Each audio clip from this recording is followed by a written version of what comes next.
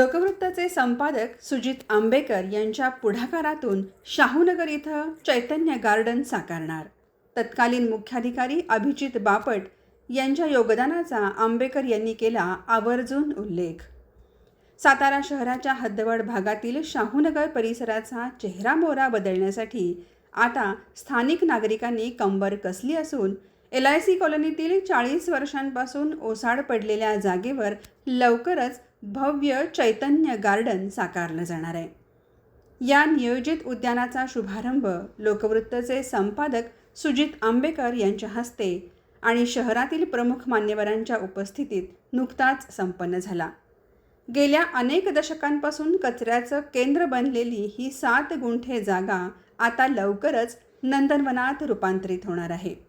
सातारा नगरपालिकेच्या हद्दवाढ भागात समाविष्ट झाल्यापासून शाहूनगर आणि शाहूपुरी परिसरातील रस्ते, वीज आणि गटारांची रखडलेली कामं मार्गी लागत आहेत. मात्र LIC कॉलनीतील या ओसाड जागेवर साचणाऱ्या कचऱ्यामुळं रहिवाशांचं आरोग्य धोक्यात आलं होतं. यावर तोडगा काढण्यासाठी नागरिकांनी ही जागा स्वच्छ करून तिथं उद्यान विकसित करण्याचा निर्णय घेतला. या कार्यक्रमादरम्यान बोलताना संपादक सुजित आंबेकर यांनी एक महत्त्वाचा उल्लेख केला. हे उद्यान मंजूर करण्यात सातारा नगरपालिकेचे तत्कालीन मुख्याधिकारी अभिजित बापट यांचा अत्यंत महत्त्वाचा वाटा असल्याचं त्यांनी आवर्जून सांगितलं. बापट यांनी दाखवलेली प्रशासकीय तत्परता आणि सहकार्यामुळंच या प्रकल्पाचा मार्ग मोकळा झाल्याची कृतज्ञता आंबेकर यांनी व्यक्त केली. या कार्यक्रमाप्रसंगी नगराध्यक्ष अमोल मोहिते, उपनगराध्यक्ष ॲडव्होकेट दत्तात्रय बनकर, प्रभाग 19च्या नगरसेविका हेमलताताई भोसले, नगरसेवक सुशांत महाजन आणि जय सोशल फाउंडेशनचे अध्यक्ष सागर भोसले उपस्थित होते. मान्यवरांनी आपल्या भाषणात या उपक्रमाचं कौतुक करताना सांगितलं की ज्या ठिकाणी कचऱ्याचे ढीग साचत होते तिथं आता लहान मुलांसाठी खेळणी आणि ज्येष्ठांसाठी विरंगुळ्याचं केंद्र उभं राहणार आहे. संपादक सुजित आंबेकर यांचा पाठपुरावा, अभिजित बापट यांचं प्रशासकीय सहकार्य आणि स्थानिक नागरिकांची जिद्द यामुळं शाहूनगरच्या सौंदर्यात मोठी भर पडणार असून हा प्रकल्प संपूर्ण शहरासाठी प्रेरणादायी ठरेल असा विश्वास यावेळी व्यक्त करण्यात आला. आपले उपनगराध्यक्ष बनकर साहेब, तसेच इथले आमचे नगरसेवक सुशांत महाजन, हेमलता भोसले आणि या कामासाठी आग्रही असलेले आपले सुजित आंबेकर. बाकी इतर त्यांना तुम्ही टीका करताना बघितलेलं असेल, म्हणजे मी पण तसंच बघितलंय. पण काम करताना हे आज म्हणजे कामाचा पाठपुरावा आणि काम करून घेण्यास सुद्धा त्यांचा एक वेगळा हातखंडा येतो, त्यांनी आज दाखवून दिलेला आहे. आणि तसेच आपल्या माजनी काकू असू देत, दोन्ही महाराजांच्या माध्यमातून आम्ही काम करत असताना आपल्याला जे जे काय काय येतं, म्हणजे पाणी पुरवठ्याचा एक जो आता सध्या भेडसोड असताना विषय आहे तो एकदम की आपल्याला आठवड्यातनं 2-2, 3-3 दिवस पाणी येत नाही, लाईटचा प्रॉब्लेम होतोय, अशा अनेक गोष्टी आहेत. लाईट सगळं पाण्यासाठी आपण काही काही ठिकाणी जे नवीन रस्ते ते सुद्धा खोदाई करायला लागलेली आहे. पण हे करणं सुद्धा आवश्यक आहे, त्याशिवाय पाणी पुरवठ्याच्या लाईनी होणार नाहीत. कारण की प्रशासनाच्या काळात थोडंसं कॉर्डिनेशन MGBचं नगरपालिकेचं नव्हतं. पण आता आम्ही सर्व सदस्य आल्यानंतर थोडंसं कॉर्डिनेशन करून हे सगळ्या गोष्टी थोड्या थोड्या टप्प्याटप्प्यानं मार्गी लावू एवढंच सांगतो आणि थांबतो.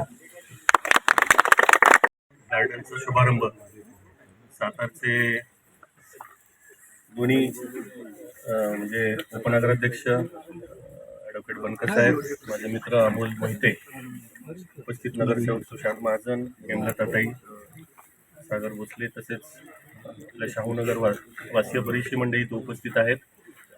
LIC कॉलनी नाही तर युनायटेड वेस्टर्न बँक कॉलनी असेल, गुरुकृपा कॉलनी असेल, त्या सर्व भागातील मंडळी आज इथं उपस्थित आहेत.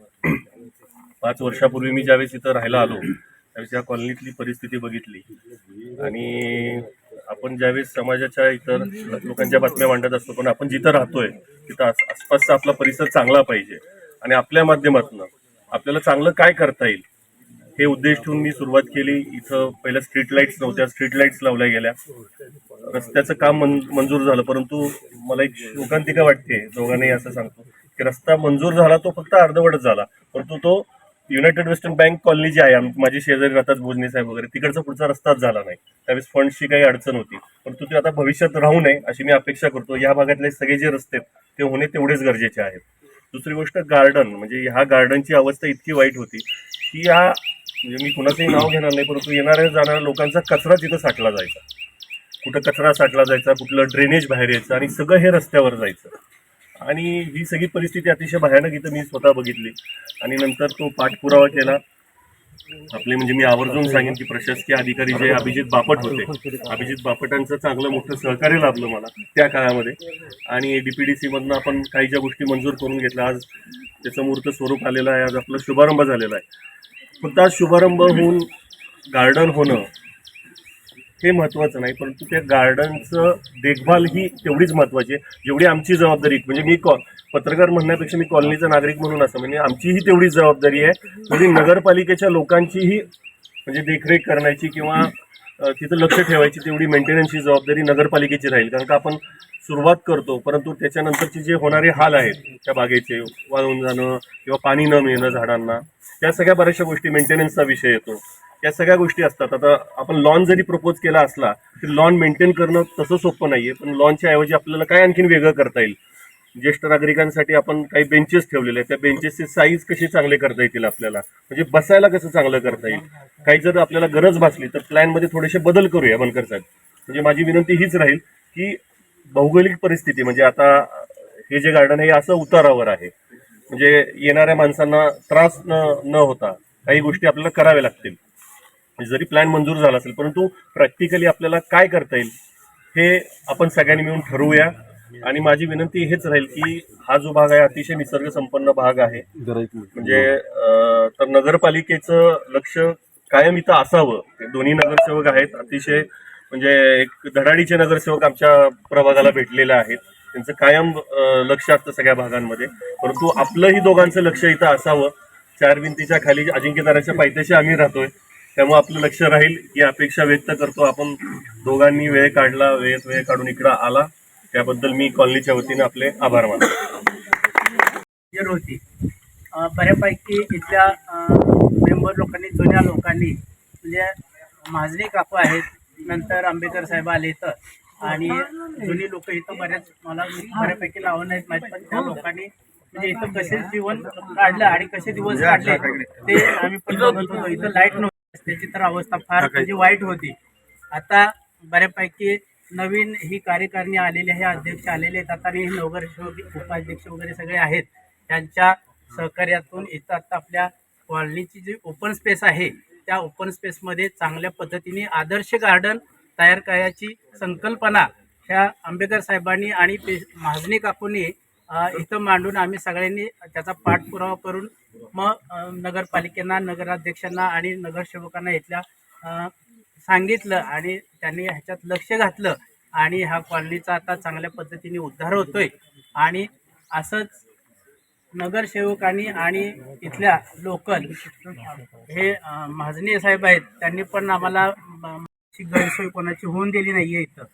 तशाच पद्धतीने सहकार्य करावं सगळ्यांनी आणि कॉलनीचा चांगल्या पद्धतीने उद्धार व्हावा. आणि इथून पुढं जी काय सिनियर सिटीजन असतील त्यांच्यासाठी जे हिताची सोय होते आणि लहान मुलांसाठी ती चांगल्या पद्धतीने करावी अशी मी आमच्या ह्या कॉलनीतर्फे सगळ्यांना विनंती करतो. आणि आता नगरसेवकांचा आणि नगराध्यक्षांचा आणि उपनगराध्यक्षांचा सत्कार कॉलनीच्या वतीने आम्ही काहीतरी देऊन जावा. ऐतिहासिक शाहूनगरीचे प्रथम नागरिक, माझे सहकारी मित्र माननीय नगराध्यक्ष अमोल होते, या प्रभागातील आमचे सहकारी नगरसेवक हेमलता भोसले, आमचे महाजन, त्याचबरोबर माझे सहकारी दुसरे नगरसेवक विनोद मोरे, उपस्थित सर्व या भागातील ज्येष्ठ नागरिक, त्याचबरोबर या ठिकाणी उपस्थित असलेले सर्व तरुण वर्ग. निश्चित रूपानं या ठिकाणी फिरत असताना ज्यावेळेस आम्ही पंचायत समिती, जिल्हा परिषद निवडणुका व्हायच्या तर तुम्ही यातली बरीचशी मंडळी अशी होती की ते आम्हाला ज्यावेळेस मानायची की आम्हाला ह्या भागामध्ये निधी द्या. श्रीशंकुश भागामध्ये जिल्हा परिषदेला दरवर्षी 27 लाख रुपये निधी मिळायचा. त्या 27 लाखामध्ये सगळ्याच गोष्टी होऊ शकत नव्हत्या. मात्र खासदार श्रीमंत छत्रपती उदयनराजे भोसले, नामदार श्रीमंत छत्रपती शिवेंद्रराजे भोसले यांच्या माध्यमातून बराचसा निधी आपण रस्त्यांच्यासाठी आणला. पण हे सर्व करत असताना बऱ्याच गोष्टींची अडचण निर्माण होती. सुदैवानं हद्दवाढ झाली. हद्दवाढीमध्ये हा संपूर्ण भाग समाविष्ट झाला. हद्दवाढीमध्ये ज्या प्रस्तावित आपण निधी त्यावेळेस जो 48 कोटीचा आणला होता, त्याच्यामध्ये या भागाला प्राधान्य दिलं गेलं होतं. शाहूपुरी, शाहूनगर, विलासपूर, त्याचबरोबर खेडचा काही भाग, त्याच्यामध्ये बऱ्याच प्रमाणात आपण रस्ते, गटर्स, लाईट्स याची व्यवस्था केली होती. त्याच्या माध्यमातूनच काही ठिकाणची आपण ओपन स्पेस डेव्हलप करायला घेतल्या होत्या. त्यामधलाच हा एक भाग होता आणि तुमच्या रामराव पवार नगरमध्ये आपण एक ओपन स्पेस डेव्हलप करून तिथे एक गार्डन केली होती. अशा स्वरूपाच्या प्रशासकीय कालखंडामध्ये काही गोष्टी आपल्याकडनं होऊन गेल्या. निश्चित रूपानं आज या ठिकाणी भूमिपूजन झालेल्या या गार्डनचा तर चांगल्या स्वरूपात एक कायापालट आपण करू. सुंदर असे आता सांगितलं तसे भारतीय स्वरूपाची झाडं आपण लावणार आहोत. त्याचबरोबर तुम्हाला ज्या ज्या गोष्टी इथं आवश्यक असतील त्या केल्या जाईल. ज्या वेळेस तुम्हाला तुमच्या सूचनेनुसार या प्लॅनमध्ये काही दुरुस्त्या पाहिजे असतील, काय तुम्हाला बदल पाहिजे असेल, ते सुद्धा तुमच्या वेळेनुसार केले जातील. ही बाग तुम्ही वापरणार आहे. नगरपालिका जरी पैसे घालत असेल तरी याचा वापर तुम्ही लोक करणार आहेत. तुम्हाला कशी सुखसोयीनी संपन्न अशी ही बाग होईल अशा स्वरूपाचं नियोजन या ठिकाणी केलं जाईल. हेच नुसतं नाही तर शाहूनगरवासियांचा अत्यंत महत्वाच्या काही गोष्टी आहेत ज्याचा उल्लेख मी या ठिकाणी करणं अत्यंत आवश्यक समजतो. नामदार श्रीमंत छत्रपती शिवेंद्रराजे यांच्या माध्यमातून तुम्हाला माहित आहे की आत्ताच्या झालेल्या बजेटमध्ये 135 कोटी रुपये अजिंक्यताऱ्यासाठी मंजूर झालेले आहेत. या 135 कोटीमधून संपूर्ण अजिंक्यताऱ्याचा चेहरा बदलला जाणार आहे. त्याचबरोबर तुमच्या पाण्याचा प्रश्न कायम सातत्याने तुम्हाला भेडसावत होतो. हा भेडसावणारा पाण्याचा प्रश्न फुले महाराजांच्या माध्यमातून अगोदर सुधारित पाणीपुरवठा योजना 35 कोटीची या बाजूची मंजूर होऊन जवळ 70% काम त्याचं पूर्ण झालेलं आहे. त्याच्यामधल्या 2% आपल्याला माहित आहेत. एक मंगळाईच्या त्या ठिकाणी मंदिराच्या त्या खालच्या बाजूला आणि तुमच्या 4 भिंतीच्या बाजूला आपण त्या केलेले आहे, त्याचंही काम चालू आहे. अशा स्वरूपाचं काम होऊन सर्वसाधारण मे एंड पर्यंत तुम्हाला 24/7 पद्धतीनं पाणी देण्याचं नियोजन आमचं आहे. त्याच्यामुळे पाण्याचा प्रश्न सुद्धा तुमच्या भागात आहे भविष्य काळामध्ये नसणार आहे. याच गोष्टी करत असताना सगळ्यात महत्वाची जर गोष्ट असेल तुमच्या भागाची की ह्या सर्व गोष्टी करत असताना ट्रान्सपोर्टेशन सुद्धा तुमचं महत्वाचं असतं. त्या ट्रान्सपोर्टेशनसाठी आपण रिंग रोड जो प्रस्तावित केलेला आहे हा आपला मराठा हॉटेल जो आहे त्या मराठा हॉटेलपासून तो रिंग रोड चालू होतोय. तो संपूर्ण शाहूनगरच्या असणाऱ्या डोंगराच्या कडेकडीनं मंगळाई देवळाच्या त्या बाजूनं बोगद्याच्या वरून कासकडे जाणार आहे, जेणेकरून पर्यटन त्या ठिकाणी वाढलं जाणार आहे आणि पर्यटनाच्या दृष्टिकोनातून अत्यंत महत्वाचा असा तो प्रश्न तुमचा मार्गी लागणार आहे. अशा बऱ्याच गोष्टी या भागातल्या सुटल्या जाणार आहेत. आता बऱ्याच लोकांनी सांगितले की ओपन स्पेसचा विषय जवळजवळ 500 पेक्षा जास्त ओपन स्पेस हद्दवाडीच्या भागामध्ये आज समाविष्ट झालेले आहेत. या हद्दवाड भागेमधल्या समाविष्ट झालेल्या या सर्व ओपन स्पेस डेव्हलप करण्याच्या दृष्टिकोनातून त्याचंही कामकाज आमचं चाललेलं आहे. कुठलीही गोष्ट भविष्यकाळात तुम्हाला चिंता दर्शवणारी किंवा घराच्या बाहेर पडल्यानंतर लाईट नाही, गटर्स नाही, पाण्याची वणवण अशी पुढच्या 1 वर्षानंतर तुमच्या पुढे ती समस्या राहणार नाही अशा स्वरूपाचं काम नगराध्यक्षांच्या मार्गदर्शनाखाली सर्वजण आम्ही करत आहोत. त्याच्यामुळं शाहूनगर भाग जरी पूर्वी त्रिशंकू होता तर आता तो कुठलाही शंका काही राहणार नाही, त्याच्या सगळ्या दूर होतील आणि चांगल्या स्वरूपाचा शाहूनगरचा भाग होईल अशी मी या ठिकाणी ग्वाही देतो आणि थांबतो. जय हिंद, जय महाराष्ट्र. उपनगराध्यक्ष, आमच्या विभागाचे नगरसेवक आणि इथं जमलेल्या सर्व निसर्गप्रेमी मित्रांनो आणि ज्येष्ठ नागरिकांनो, खरोखर आज एक चांगली सुरुवात होती आहे. सुजितनं इनिशिएटिव्ह घेतलेला आहे. सुशांत आणि ताईंनी त्याच्यासाठी खूप प्रयत्न केलेले आहेत आणि त्या दोघांनी मंजुरी दिलेली आहे. त्यामुळे आता मला नाही वाटत वेळ लागेल. चला, चांगली गोष्ट आहे. सातारा निसर्ग संपन्न होतोय. मी माझ्याच कॉलनीचं सांगायचं झालं तर 50 वर्षापूर्वीची स्थापना झालेली शेजारचीच कॉलनी, त्यात आम्ही 400 झाडं लावलेली आहेत. तर सगळी झाडं आता 40 ते 50 फूट उंच आहे. विचार करा तुम्ही. एस टी कॉलनी आणि आमची कॉलनी दोघांची जॉईंट स्पेस आहे. ती गार्डन ही पूर्णपणे आम्ही वैयक्तिकरित्या सोसायटीच्या खर्चाने डेव्हलप केलेली आहे. इथं जे पाण्याचं कनेक्शन आहे ते सुद्धा कमर्शियल रेटने आम्ही त्यासाठी घेतलेलं होतं. तर आम्हाला निसर्गाची आवड आहेच. फक्त आता जर तुम्ही सगळ्यांनी साथ दिली ना तर आपला भाग खरोखर निसर्ग संपन्न होईल. ही बाग करताना मी एकच रिक्वेस्ट करेन की इथं आदर्श प्रकारची जैववैविध्य असणारी झाडं तुम्ही आणा आणि ती शक्यतो भारतीय असू द्या. आणि हे करताना ही अशी सुबाबूळ वगैरे आहे ती आवर्जून काढली पाहिजे, नाही तर संपूर्ण बागेचं होईल. ह्याच्यात जे काही सहकार्य लागेल ते आम्ही नक्की करू, कारण आम्ही सगळे निसर्गप्रेमी आहोत. पुन्हा एकदा दोन्ही नगरसेवक, नगराध्यक्ष, उपनगराध्यक्ष यांचे मी आभार मानतो आणि लवकरात लवकर ही बाग होऊन इथं चांगले चांगले कार्यक्रम व्हावेत. इव्हन माझं तर म्हणणं आहे की साताऱ्यात असं होत नाही की एखाद्या सुंदर बागेत शास्त्रीय संगीताचे कार्यक्रम होतात. ही जागा आदर्श आहे त्याच्यासाठी. कारण इथे लाऊडस्पीकर वगैरे असलं कुठं नाहीये. मी मुंबईत असताना बघितलं प्रातस्वर नावाचा कार्यक्रम होतो ओपन स्पेसमध्ये, पण आता त्यांना स्पॉन्सर असतात, फ्री असतात सगळ्यांना. तर असं काही आपल्याला करता आलं तर नक्की करूया. पुन्हा एकदा मला इथं बोलायची संधी दिल्याबद्दल आभार. आता सांगितल्याप्रमाणे अतिशय धडाडीचे आणि पळणारे आहेत. तसेच ह्या भागातील जरी आपले काही ठराविक नागरिक असतील की त्यांचाही उत्साह चांगल्या पद्धतीने असतो आणि ते चांगल्या पद्धतीने आपल्या नगरसेवकांना पाठिंबा देते आणि प्रत्येक कामामध्ये त्यांचा पाठिंबा असतो. तर खरंच सुजित, तू इथून पुढं माझं तर म्हणणं आहे की तू खरंच लक्ष घाल आणि ओपन स्पेस आपण चांगल्या पद्धतीने मार्गी लावूया. आता जशी ह्या ठिकाणी झाली तसेच आपल्या चौकामध्ये आहे, पुढे जगतापवाडीच्या तिकडे आहे. तर तुम्हाला त्या ठिकाणी आम्ही सहकार्य करू, तिथले सगळे नागरिक सहकार्य करतील.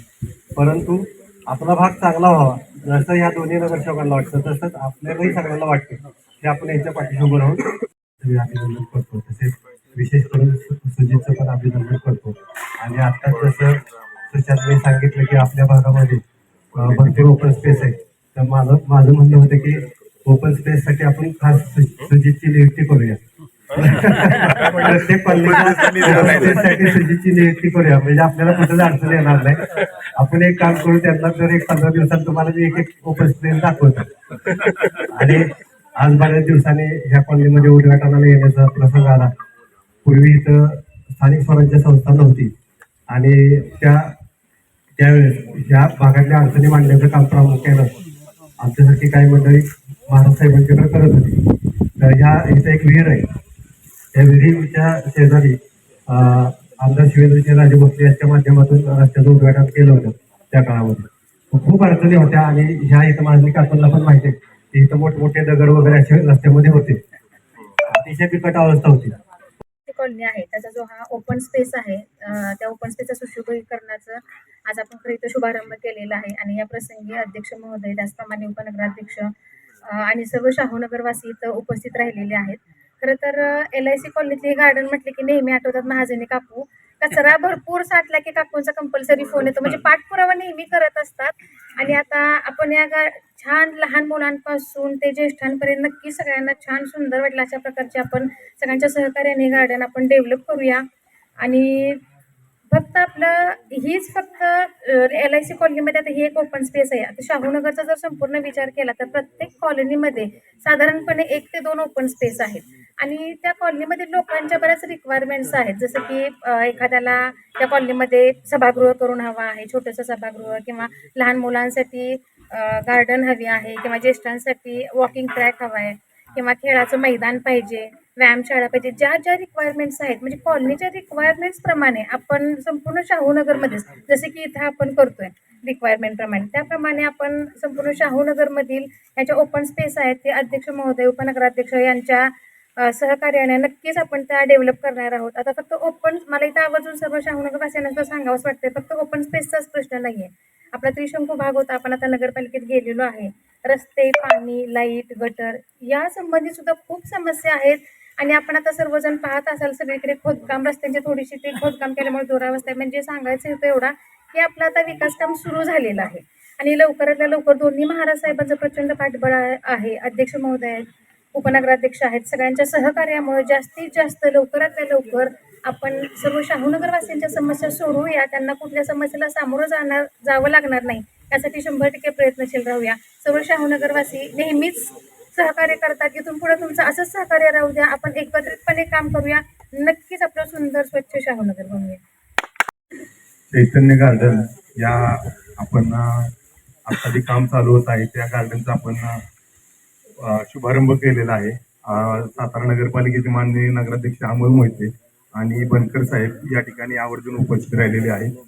तर आता आंबेकर साहेबांनी सांगितलं, खरंच म्हणजे कुठलंही काम आणत असताना खूप अडचणी येतात, हे आता मला अनुभव यायला लागलाय त्याला. ही लोकांच्या अपेक्षा खूप असतात, पण प्रशासकीय मार्गातून जात असताना अनंत अडचणी असतात. पण एक नक्की आंबेकर साहेब असल्यामुळे त्यांना जरा अडचणी कमी आल्या असतील असं मला वाटतं. झटपट त्यांनी हे मंजूर करून घेतलेलं आहे. आणि शाहूनगरचा विचार करता शाहूनगर हा अतिशय म्हणजे गृहनिर्माण संस्था असणारा हा भाग आहे. त्यामुळं ह्या ओपन स्पेस प्रमाणेच अजून अनेक कॉलन्यांना ओपन स्पेस आहेत. ते सुद्धा ओपन स्पेस आपण इथून पुढच्या काळात टप्प्याटप्प्याने विकसित करणार आहोत. नगराध्यक्ष आहेत, उपनगराध्यक्ष आहेत, त्यांना हीच विनंती राहील की ह्या भागाचा विचार करता, नागरिकांचा विचार करता अनेक चांगले ओपन स्पेस आहेत तिथे, तर ते आपल्या सगळ्यांच्या सहकार्यातून जर अशाच पद्धतीने विकसित झाले तर आज जी ग्राउंड मुक्त होत चाललंय शहर, ही शोकांतिका आहे खरं तर. लहान मुलांना असू द्यात, वयोवृद्ध माणसांना असू द्यात, की खेळायला ग्राउंडच राहिलेलं नाही. सगळीकडे जिथं जिथं बघत तिथं स्कीम होत आहेत, बंगले होत आहेत. तर अशा ओपन स्पेसचा एक विरंगुळा म्हणून, एक शरीरासाठी उपयोग म्हणून वॉकिंग ट्रॅक वगैरे सगळे ओपन जिम वगैरे या माध्यमातून इतर ठिकाणी घेतल्या जावेत, ही पण माझी विनंती आहे. आज या कार्यक्रमाला या भागातील, ह्या कॉलनीतील सर्व नागरिक उपस्थित राहिलेले आहेत. तसेच शाहूनगरमधील सर्व जागृत नागरिक इथं उपस्थित राहिलेले आहेत. सर्वांचे मी या निमित्ताने स्वागत पण करतो आणि या दोघांच्या पण समक्ष तुम्हाला एक आश्वासन देतो की आम्ही चांगल्यात चांगला कारभार करू आणि जे जे तुम्ही सुचवाल ते करण्याचा आम्ही प्रयत्न करू. सगळी 100% कामं होतात असं नाही, पण जे जे चांगलं करता येईल त्यासाठी आमचा पाठपुरावा 100% राहील. हक्काने आम्ही त्यांच्याकडून आजदवाडीला बॅकलॉग नाही. आतापर्यंत त्रिशंकू भाग असल्यामुळे मी अनेकदा सांगतो की आम्हाला इथं फंडिंगचीच कमतरता होती. आपल्या माध्यमातून थोडासा आम्हाला ढळता हात मिळावा आणि जास्तीत जास्त निधी या प्रभाग क्रमांक 19ला तुम्ही द्यावा हीच अपेक्षा मी करतो. आणि या गार्डनचं आपण दोघंही उपस्थित राहिला त्याबद्दल तुमचेही आभार मानतो.